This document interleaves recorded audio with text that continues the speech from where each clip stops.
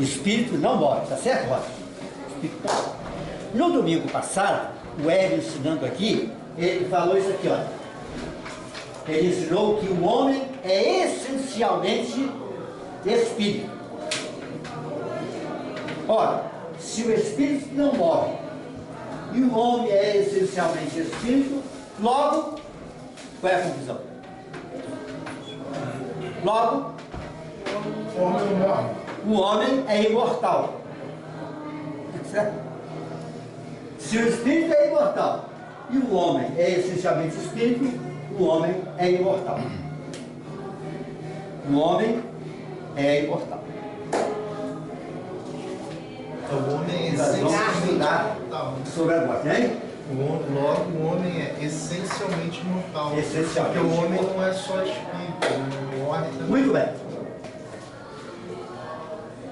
Morre a matéria. Por que a matéria morre? Porque ela veio do pó.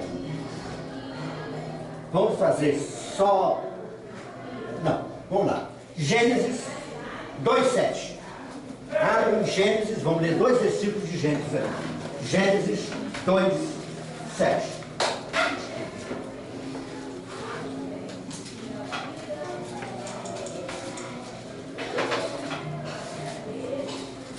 Vamos fazer bastante consulta só nessa parte agora.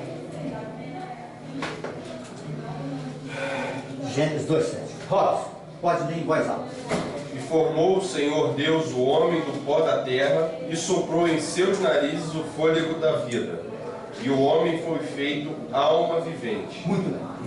Então, ela que chegou aí, que é cardiologista, por exemplo, já está sabendo que não é só o coração que é pó, não. Não é, Elvinho? Não, é tudo. A gente é completamente pó. Não tem Elvinho, então, que estudou muita biologia. Sim. Então, o homem é pó porque ele foi feito do pó da terra. Agora, Gênesis, aí mesmo, Gênesis 3:19. Gênesis 3:19. O Hélio vai ler para nós. Gênesis 3:19. Espera um bocadinho, Hélio. Todo mundo achando. E aí, vem cá, menina, senta aqui perto de mim, para eu não fazer pergunta para você, que você chegou e dá vontade de fazer pergunta para você logo na hora. Aí, senta aqui que você está livre, pronto. Vamos lá, o Hélio, vamos lá, leia. No suor do teu rosto comerás o teu pão, até que tornes a terra, porque dela foste tomado. Porquanto és pó, e em pó te tornarás. Então, Hélio, já está reclamando de quê? Você não tem que reclamar de coisa nenhuma. Está escrito aí que você vai comer um pão e tal, etc., né? Vai viver, mas vai voltar para a terra. Não, vai voltar. Bem, posso contar aquela piada? Hã? Posso contar aquela piada? Pode. Vai ele. Vai ele. Eu tenho que pedir desculpa a ela, que ela foi muito boa. Há uns, acho que uns 10 anos, lá embaixo, São João, eu dirigi uma classe de senhoras, eu falo, foi uma piada muito boa. Só senhoras, tinha umas 20. Mas o estudo estava muito bom, muito dinâmico e tal, e a turma ficou muito entusiasmada. Uma irmã, posso fazer uma pergunta? Pode. A minha sogra disse que quando ela morrer, não quer ser sepultado em gaveta, não se gosta de gaveta. Porque o homem veio do pó e ela quer voltar para o pó. Ela quer ser enterrada no chão. O que o irmão acha? Que pergunta assim? Mas a minha resposta é muito boa. Só, irmã, eu tenho que levar a sua sogra lá em casa.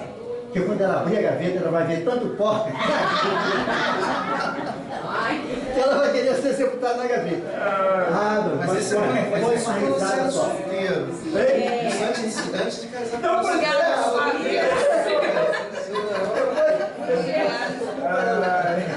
isso é uma molecada muito grande.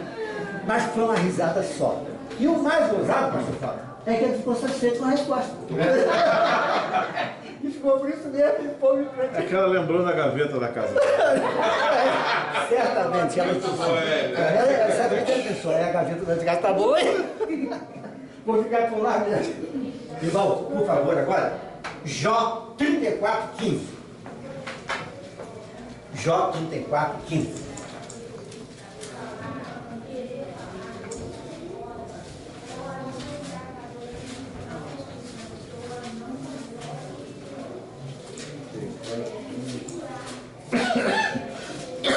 Agora vai ser o Altair. Viu, Antônio? Espera um bocadinho. Jó 34:15. Pode ler? Toda carne. Olha, Jó no Novo Testamento não tem não, hein? Vamos lá. Pode ler então. Toda a carne juntamente expiraria e o homem voltaria para o pó. Muito bem. Então já vimos duas passagens em Gênesis, agora em Jó. Olha, lembre da história de Jó, hein? Jó estava com chagas no corpo inteiro, perdeu os filhos, perdeu os bens todos, perdeu a fazenda dele, os animais, perdeu tudo. Não perdeu a fé, né? E a consciência de Jó só não perdeu a mulher, por enquanto.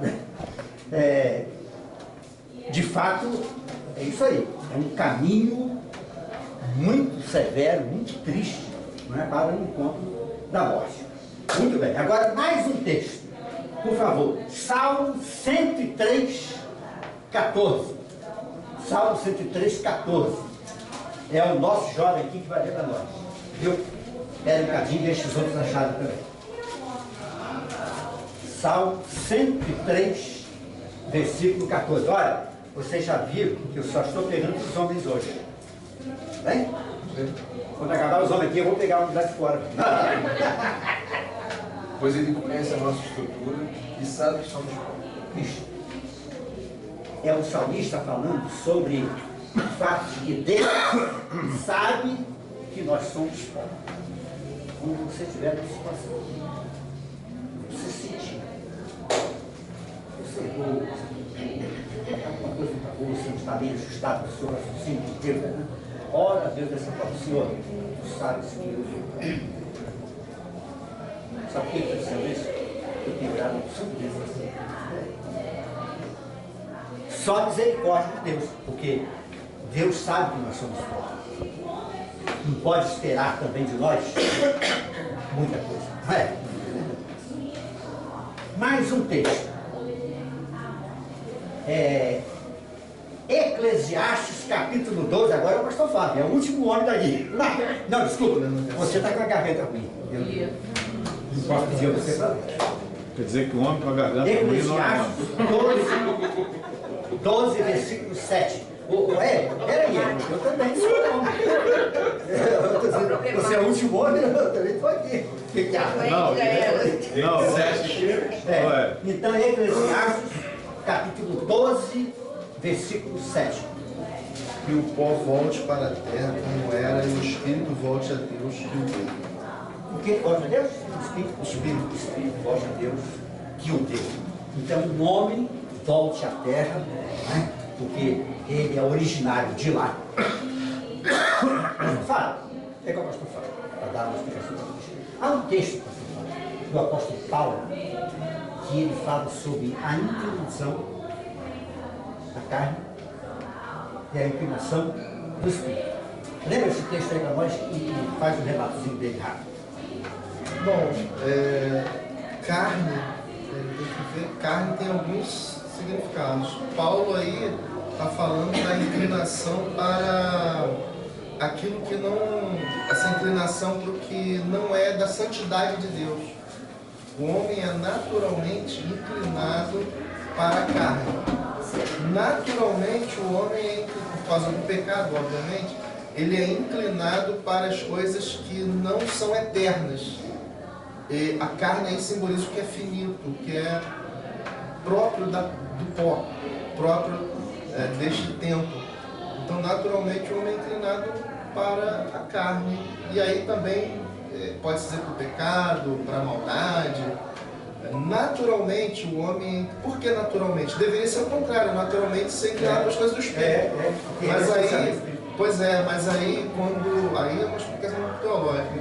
Quando o homem peca, que há esse obscuramento, esse rompimento da ligação com Deus, ele fica ligado às coisas daquilo que provocou a sua queda, que é o próprio pecado.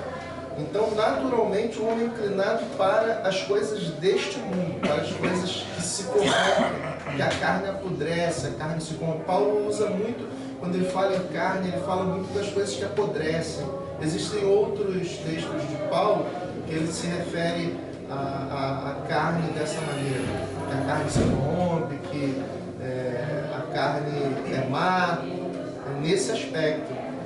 E também influenciado já na época de Paulo, havia a influência dos gregos, que toda vez que ele queria se referir a algo ruim, ele usava carne, que para o grego o corpo é ruim. A carne é a sepultura do Espírito de Deus. Por isso. É isso mesmo, é isso mesmo. Irmãos, há uma outra coisa interessante também. É a seguinte, eu perguntaria se você acha que realmente é isso. A carne é fraca? Nós somos. Perguntazinha capciosa, né? Nós somos. Sim, mas a carne é fraca? Independente, acho que, na verdade, assim, é o meu modo de entender. A questão não é o quanto a carne é fraca. Eu acho que é o quanto você se distancia da palavra. O quanto você deixa de fortalecer o seu espírito. Certo, muito bem.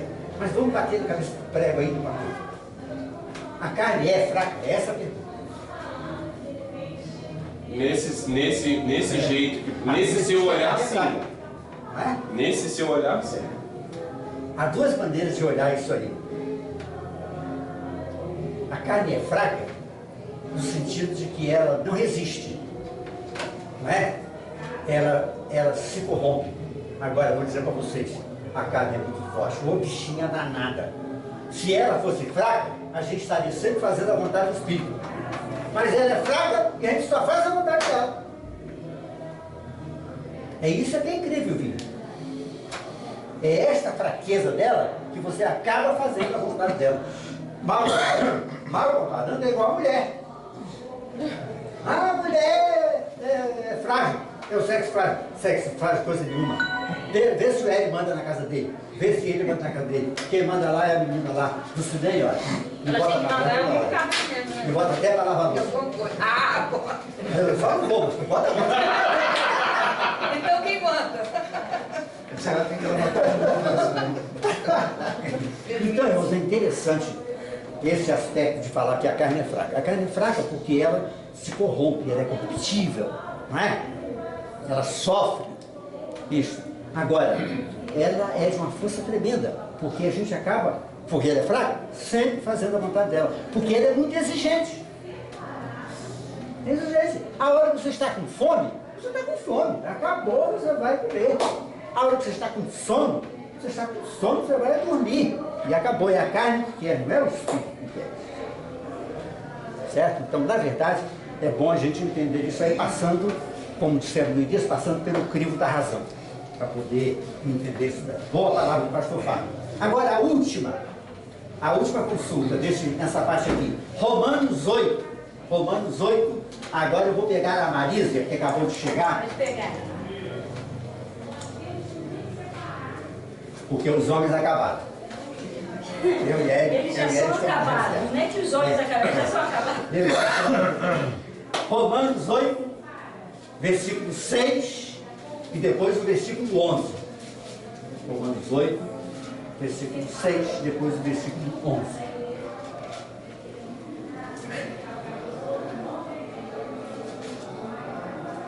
Leia alto, é igual para Porque a inclinação da carne é morte, mas a inclinação do espírito é vida e paz. isso. O pastor Fábio acabou de explicar isso aí. Foi? Agora versículo 11. E se o espírito daquele que dos mortos ressuscitou a Jesus habita em nós, aquele que dos mortos ressuscitou a Cristo também vive e ficará os vossos corpos mortos pelo Espírito em que vos habita. Eu adoro esse versículo. Porque a presença do Espírito de Deus Ele é muito mata a carne, contundente. né? Olha, o crente tem o Espírito Santo. O Espírito Santo habita no crente. Agora veja, Jesus ressuscitou por conta própria? Ele resolveu sair da sepultura? Não, segundo o ensino bíblico, ele foi ressuscitado, não é isso? Pelo Espírito de Deus, pelo próprio Deus.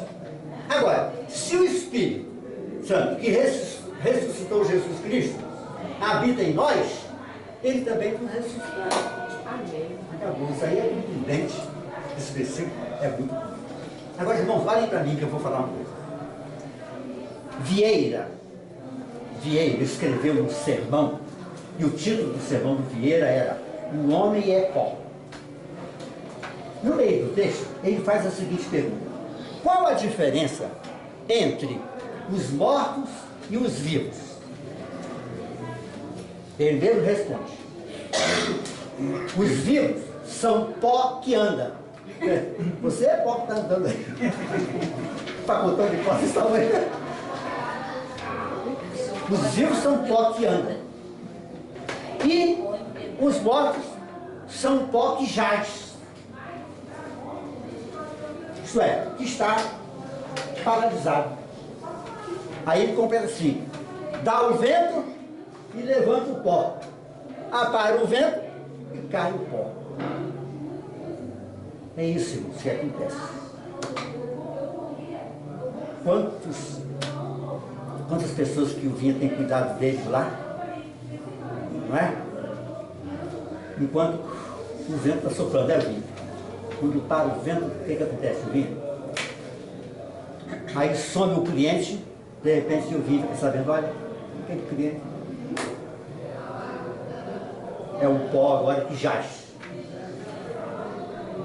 Todos estamos sujeitos à morte. E por que é então que as pessoas lidam de forma diferente com uma coisa que é inexorável, que a gente sabe que vai acontecer e que ninguém vai escapar? É uma questão cultural só ou há outras questões? Então vamos lá. A morte é representada por uma mulher vestida de preto, não é? Com um capuz preto também, carregando na mão o quê? Uma foice. Sempre a mulher. Uma figura Culturalmente, sempre. Não, e ele hoje está muito implicado. Uma figura assustadora, não é? A gente sabe disso. Agora vejam bem, é assustadora, mas é irreal. Isso aí é da mente de alguém que criou esse símbolo. Mas não é um símbolo correto, é irreal. E é também fantasioso. Nós achamos a morte inoportuna e extemporânea. O que é a morte inoportuna? É quando a pessoa é colhida ainda com saúde, e etc., ou um acidente, ninguém esperava, e surpreende todo mundo. Não é? E extemporânea, quando ela vem fora do tempo, ex-tempora. É isso que é extemporâneo. Extemporâneo é fora do tempo. Como acontece a morte fora do tempo? Como acontece também muito a morte do tempo e até a morte depois do tempo. Há pessoas que duram tanto, fica todo mundo rezando assim: não vai. Eu tenho tinha um tio, pastor da primeira igreja de Macaé, Edmundo Antunes da Silva. Muito bem. Morreu a esposa dele, muito tempo depois. Ele passou o pastorado, porque já ficou idoso, e nada.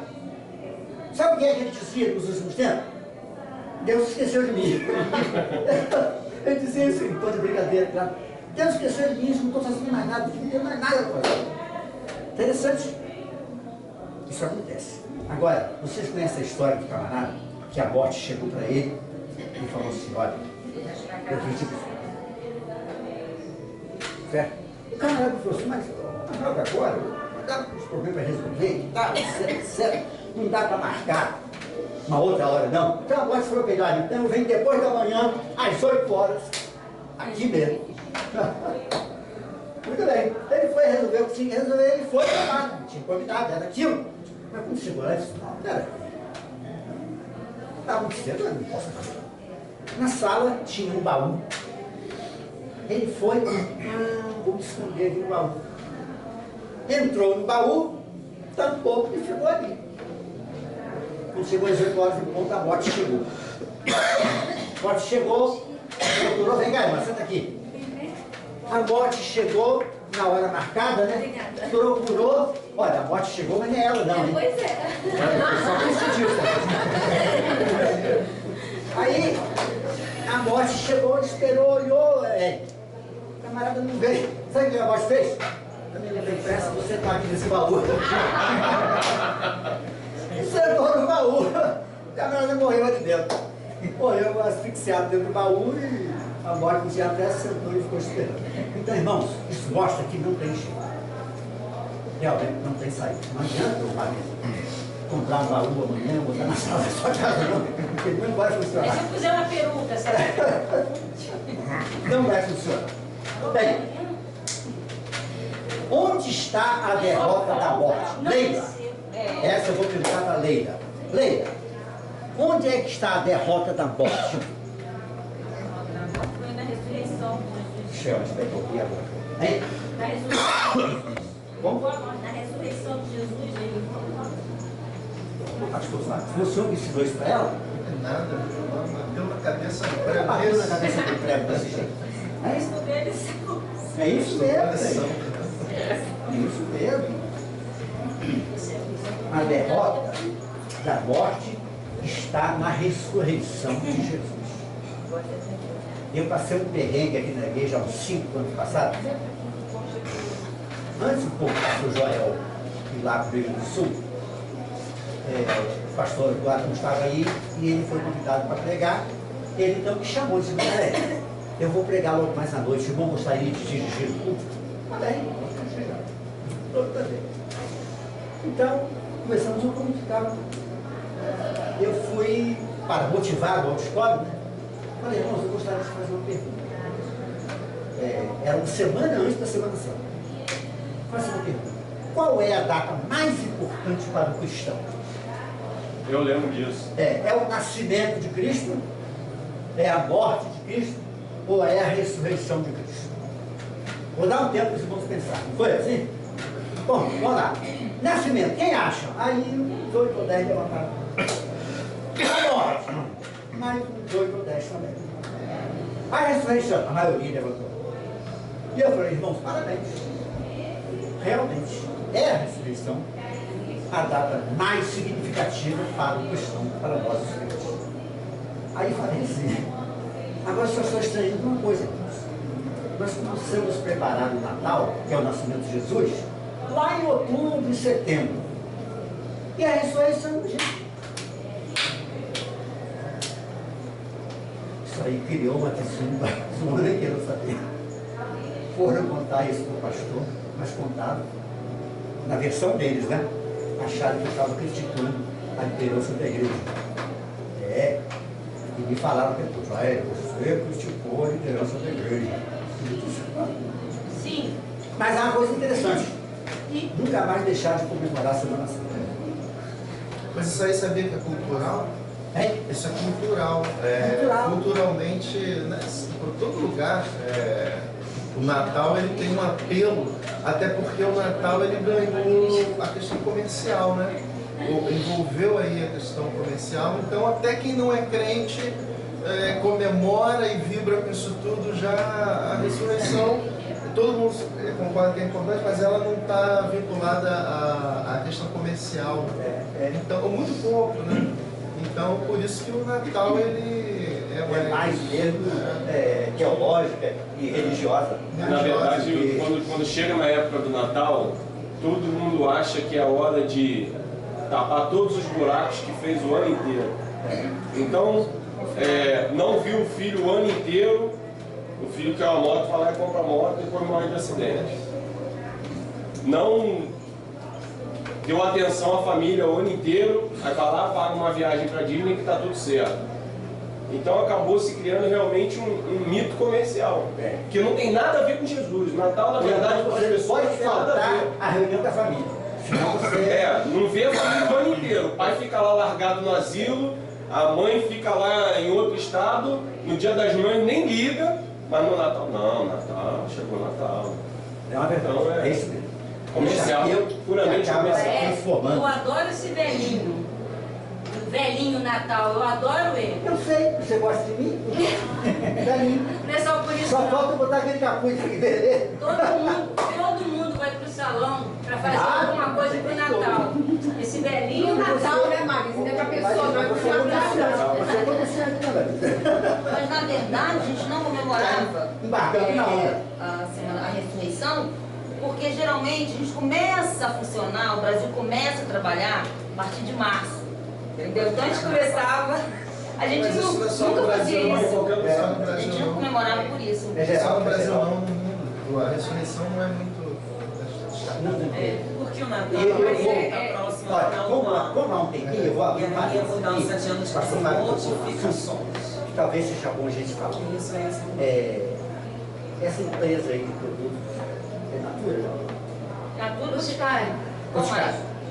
Vocês não sabem. toda. Fez agora uma propaganda aí sobre o Dia do Namorado e colocaram casais homossexuais se presenteando, se abraçando. E isso aí criou Polêmica. um problema tremendo. A imprensa, as redes sociais começaram a se comunicar e dizendo o seguinte: vamos boicotar essa empresa. Que é um absurdo. E quem é a favor assumiu a outra posição. E etc.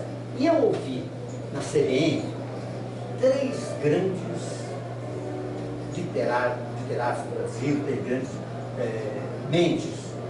A primeira com o seu nome, que eu não guardei o nome dela. Mas o outro é Coni e o outro é Chechel. Todos os dias, 9 e pouco da manhã, eles são entrevistados, os 3 juntos.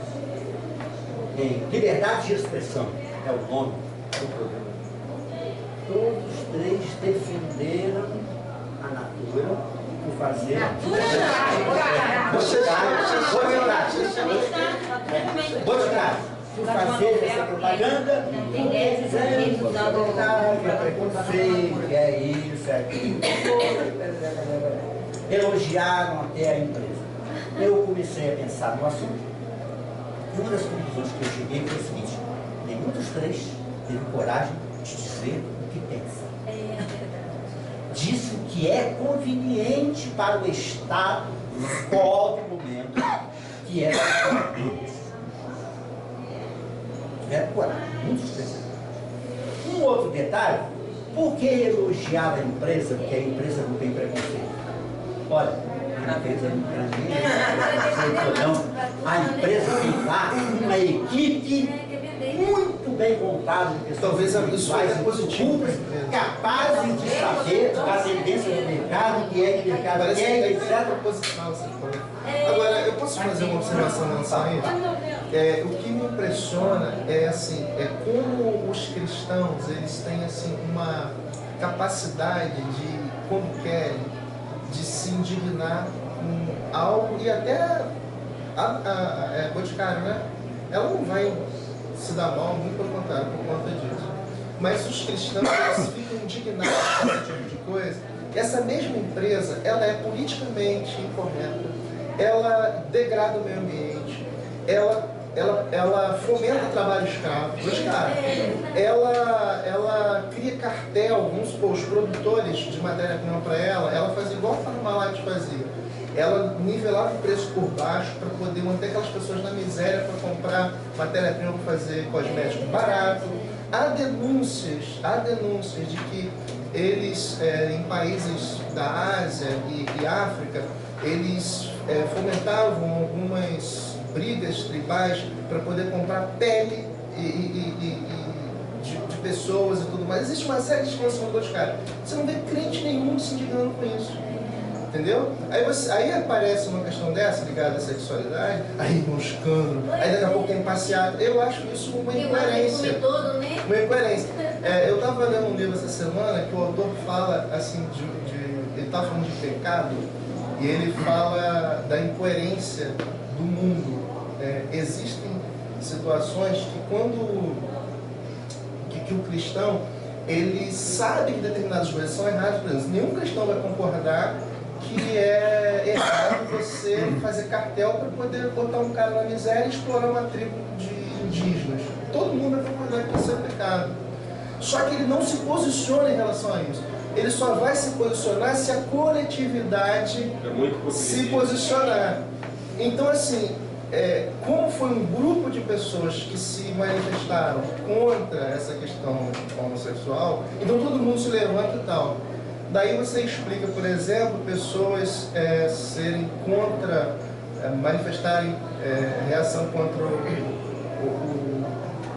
a homossexualidade, outras coisas, mas o cara é a favor de bomba, por exemplo, é a favor de fabricação de bomba atômica, de pena de morte, de coisas assim. Então, assim, é uma incoerência, entendeu? Você vê, por exemplo, Marcha para Jesus. Os caras são capazes de organizar uma coisa incrível, um movimento enorme, mas são incapazes de se posicionar contra outra coisa que está na cara ali, que de repente é o assassinato de mulheres. Por exemplo, centenas de cristãos são mortos. Você vê marcha para isso? Padres e padres são, esse dado não é complicado, mas são centenas de padres mortos, de freiras, de pastores. Aqui na igreja presbiteriana porque está mais próximo, a igreja presbiteriana de Charitas, um pastor que ele foi preso no Senegal, o cara fazendo trabalho com criança lá maravilhoso, foi preso, ele e a esposa. Então, assim, aí você vê alguma coisa em relação a isso. Mas quando aparece uma coisa ligada à sexualidade, bom, agora vamos boicotar a Boticário. Alguém falou em boicotar a Boticário porque ela explora as pessoas? Não. É uma incoerência. Crivo da razão. Por isso que temos que submeter sempre ao crivo da razão. Senão você fica não aceitando, coando no cabelo, né? Não, coando em pó, um graveto, e engolindo um camelo. O terceiro comentarista que você lembra chama-se Viviane Bozé.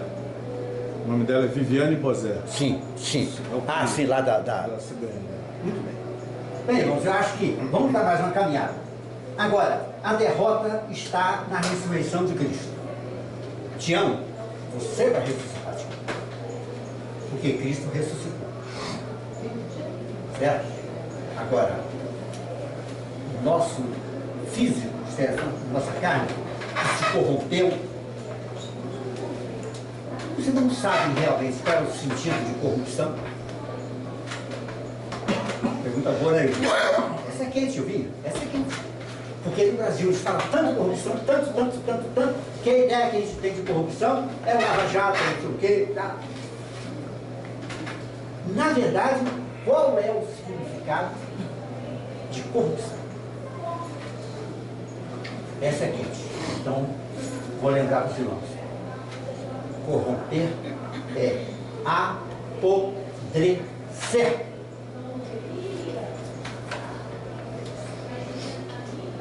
Quando nós que somos pó, voltamos ao pó, apodrece. Isto é, o nosso físico, a nossa carne, se corrompeu, sofreu corrupção, isto é, sofreu apodrecimento. Eu vinha podia até discorrer para nós sobre o problema de células cancerosas, etc, que se corrompem, mas morrem, apodrecem, não é verdade? As morrem, apodrecem, elas crescem de maneira desenfreada. Eu tô rouca. Tá bom, pegou aí. Ó, tá vendo? Não é só homem que fica rouco, não. Agora não falei pra você, não fica dando bronca aqui no sábado, feriado, não. Elas crescem de maneira desenfreada e destrói o que é normal, que é o certo. É isso. Essa é tumoral, cancerígena, é isso. É a mesma célula. Ela se reproduz Ela se desordenadamente. reproduz de maneira desordenada e destrói o que é o normal. As células ideais, as células que têm que funcionar. Então, daí, vamos ao texto bíblico. Quando Cristo vier, a parte nossa, que é o corpo, que é corruptível, para se adaptar ao céu, que é uma vida espiritual, vai ser transformado num corpo incorruptível. Eu não sei como será esse corpo, mas a Bíblia fala, se há corpos físicos, também há corpos celestes. Eu não sei como será o corpo celeste de cada um de nós. Nem quer Mas saber ele agora. será transformado, ele vai se tornar em incorruptível. Fala. Nem está com pressa para saber como que é. Não, pressa ou não, já estou na boca da... Que peixe. Estou na boca de espera. Então, irmãos, gostaria que os irmãos fizessem um favor para mim. Antes, para eu poder encerrar, aí a gente consulta o texto bíblico, eu perguntei. Deus tem dois sentimentos em relação à morte. O pastor Flávio fala não. Quero que vocês respondam. Deus tem dois sentimentos em relação à morte. Quais são esses dois sentimentos? Eu já estou vendo, né? Sai fumaça da orelha do Robson ali. Sentimento? Está saindo fumaça da orelha do Robson.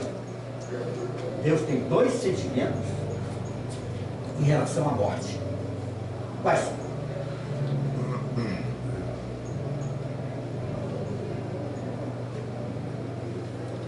Dois sentimentos. Só falou esse sentimento. Deve ser de alegria e de tristeza, né? Deve ser de alegria e de tristeza, né? Alegria e tristeza. Mais ou menos isso em outras palavras. Seria morrer para nascer de novo e seria morrer eternamente, duas mortes diferentes. Não, aí não é sentimento. Aí não é sentimento propriamente. Os sentimentos são os seguintes. Pessoas não sabem de cor. Deus disse lá, eu não tenho prazer na morte do ímpio. Então Deus se entristece com a morte do ímpio. Não é? E lá no Apocalipse, bem-aventurados os mortos que desde agora morrem do Senhor. Preciosa é a morte do justo, né? É a morte do justo. Então são os dois sentimentos que Deus tem. Agora, nós que temos certeza da salvação, da remissão do nosso espírito, da nossa alma, sabendo que vamos ressuscitar, sabendo que Deus tem prazer na nossa morte. Então, a hora que disserem assim, irmão Laércio empacotou, podem fazer festa. Essa é a verdade. Qual decoração tema você quer? Olha, deixa a água, hein? A festa vai ser boa, né? A gente organiza. Vai ouvir. Caguete não presta. Moinha tudo. Eu acho que o maior flagelo do homem. Sem olhar o pecado. Estou falando do Maravilha falando. Certo? Agora, a morte para o crente, irmãos, É vida. é realmente vitória. É vida. Querem ver? Querem ver? Nós estamos aqui enfrentando esse governo brasileiro. E esse Brasil está aí de violência. A gente sai na rua com o cabelo. Vai ver. A gente pega o carro, olha para todo lado. Faca toda hora. Agora, veja se a Laísa faz isso. Não. Veja se o Robson faz isso. Não. Estamos menos isso. Absolutamente menos. Agora, quem quer ficar aqui, faz igual o cara do baú. Senta lá no baú, se esconde no baú. Essa vida é um mistério. Agora, vai se lamentar. É que muita gente perdeu a visão, na verdade, da glória de Deus. Fala. O pastor fala uma coisa interessante, o pastor Cláudio Duarte. Todo mundo quer ver Deus, mas ninguém quer morrer. Exatamente. Quer dizer, ninguém Então viu, né? espera, né? Quase Tem Todo batata. mundo quer vender, mas ninguém quer morrer. Na hora que não viram, Mesmo tendo certeza e tudo mais, Desconhecido mesmo. assim, pode ser. A vida é algo assim muito preciosa e é natural a pessoa. É diferente, né? Tem as coisas, tem as loucuras, né? As pessoas assim que ficam negando a realidade da morte, enfim, não sabem lidar com a morte. Mas apesar de todas as dificuldades, você vê em países graves ali, as pessoas lutam para viver. Assim, a vida é algo que o ser humano ele faz de tudo para viver. Você vê lá quem lida com vida e morte o tempo todo, você vê as pessoas lá se agarrando num fio de esperança para sobreviver. E isso também é fomentado pela questão cultural do Ocidente, que faz de tudo para o cara ficar vivo ali, né? Aparelho por tudo quanto é lado. Pastor, desculpa interromper. Nós estamos lendo um livro, só leu o primeiro, estou lendo o segundo já. Fala com a menina lá, na página 103, livro espetacular. Uma coisa que ele levanta é o seguinte: a criança de 2 anos, ela é absolutamente egoísta. Com 2 anos de idade. É a fase mais egoísta do ser humano, é os 2 anos de idade. Então ele diz que isso não tem nenhum problema se passar. Mas se você fizer 30 anos, continuar sendo egoísta, 40 anos, continuar sendo egoísta, 50 anos, continuar sendo egoísta, você está fuzilado porque você não amadureceu. Nessa fase é o narcisismo bom. Depois é outro tipo de narcisismo. Então, de fato, se agarrar nessa vida aqui, é só egoísmo, pastor. Ele não quer largar o osso. E fica ali com um olhar voltado igualzinho ao povo. E alguns deixam, e algumas sociedades não entendem isso e impedem o sujeito de morrer. Assim, existe essa discussão de eutanásia e tal, que é um negócio complicado, mas o sujeito não tem o direito de morrer. Assim, ele já de repente está velhinho, tá indo, mas assim, as pessoas não deixam o cara morrer. E isso é ruim emocionalmente, é ruim para a pessoa. Tem um momento, como o seu tio está brincando lá, acho que Deus esqueceu de mim. A gente se prepara para a vida, mas a gente tem dificuldade de se preparar para a morte. E é até feio, às vezes, de repente, numa família, você talvez seja uma pessoa mais sensata e tal, você tenta fazer você não, que é isso, papai, mamãe, vovô, e fica um negócio meio difícil de complicar, de resolver, porque fica complicado. Mas, na verdade, para eu que sou pastor, então é difícil, as pessoas só querem ouvir vida. Mas você chega lá, uma pessoa de 100 anos, 90 e poucos anos, então a pessoa, você está sabendo que a pessoa está querendo uma palavra de conforto para partida. Aí é mais fácil quando é uma pessoa mais jovem. É muito difícil. Mas assim, nesse caso que ele está falando, de que quando quer largar o osso, muitas vezes a pessoa quer, mas a cultura impede você de pensar naquilo, porque senão você fica com culpa de estar pensando. O que é vida? Vida é porque o coração está batendo, a mente está funcionando.